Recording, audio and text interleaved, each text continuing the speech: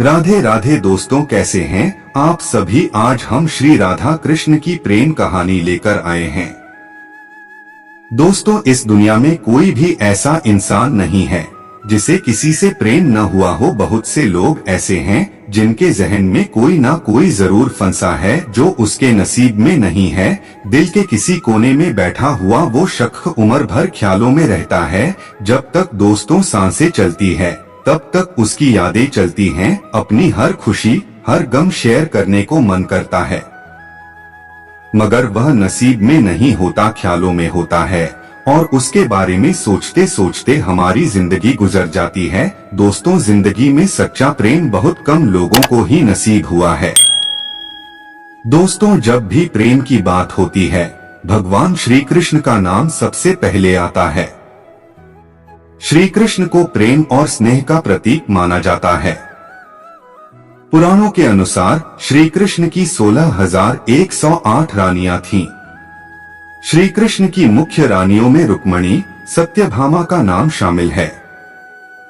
इसके अलावा बाल्यावस्था में श्री कृष्ण के गोकुल में गोपियों संग रासलीला की कहानियां आज भी मशहूर हैं। हालांकि सभी को प्रेम और स्नेह का पाठ पढ़ाने वाले श्री कृष्ण का नाम सिर्फ राधा के साथ ही लिया जाता है। हर कोई प्रभु कृष्ण के नाम का जाप करते समय राधे श्याम का उच्चारण करता है। भले ही उनकी 16,108 रानियां थीं, लेकिन जब प्रेम की मिसाल दी जाती है तो श्री कृष्ण और राधा का प्रेम सबसे ऊपर होता है। श्री कृष्ण और राधा की प्रेम कहानियां पीढ़ी दर पीढ़ी सुनने को मिलती हैं।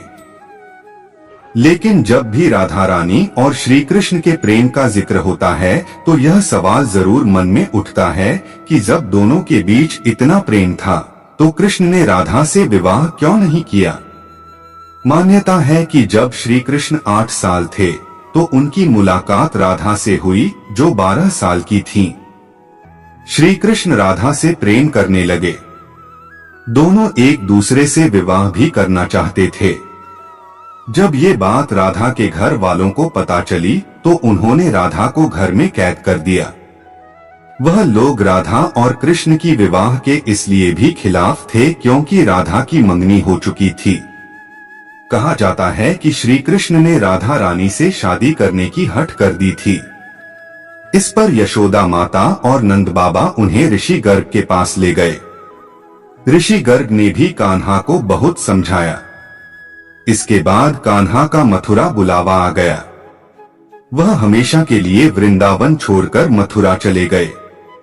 उन्होंने राधा से वादा किया था कि वह वापस लौटेंगे, लेकिन वह कभी वापस नहीं आए। न ही राधा जी के मथुरा या द्वारका जाने का जिक्र मिलता है। दोस्तों, राधा और कृष्ण का विवाह न होने के कई कारण बताए जाते हैं। इसमें से एक कारण नारद जी का श्राप भी माना जाता है।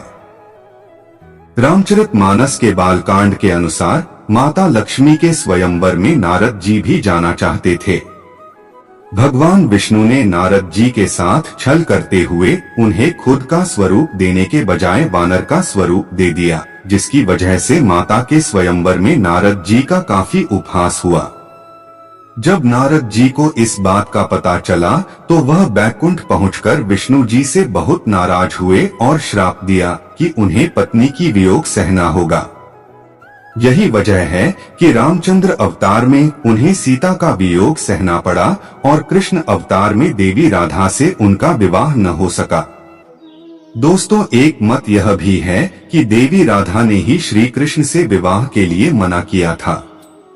राधा यशोदा पुत्र कान्हा से प्रेम करती थीं, लेकिन जब वह मथुरा गए तो राधा रानी खुद को महलों के जीवन के लिए उपयुक्त नहीं मानती थीं।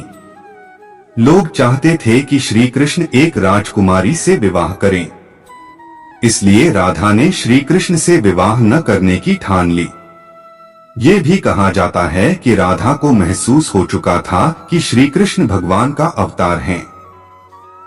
वह खुद को एक भक्त मानने लगी थीं। राधा श्री कृष्ण की भक्ति में लीन हो चुकी थीं। वह भगवान से विवाह नहीं कर सकती थीं।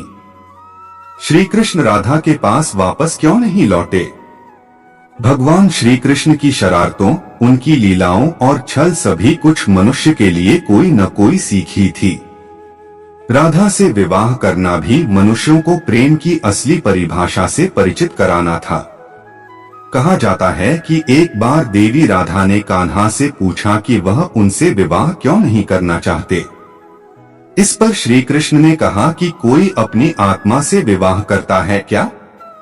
श्री कृष्ण राधा को खुद से अलग नहीं बल्कि अपना ही अस्तित्व मानते थे।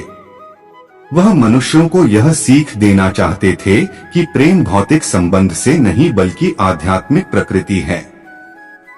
प्रेम और विवाह एक दूसरे से अलग नहीं है। जैसे राधा कृष्ण बिना विवाह भी सदियों से एक ही हैं। जहां कृष्ण का नाम है, वहां राधा का स्मरण स्वाभाविक है। तो दोस्तों, आपने राधा कृष्ण की प्रेम कहानी सुनी। अगर आपको यह प्रेम कहानी अच्छी लगी हो तो लाइक और चैनल को सब्सक्राइब जरूर करें और विक्की न्यू लाइफ चैनल को आगे बढ़ाने में अपना सहयोग जरूर दें। राधा कृष्ण जी आपकी हर मनोकामना पूर्ण करे, यही हम कामना करते हैं। हमारे वीडियो के साथ जुड़े रहने के लिए बहुत बहुत धन्यवाद।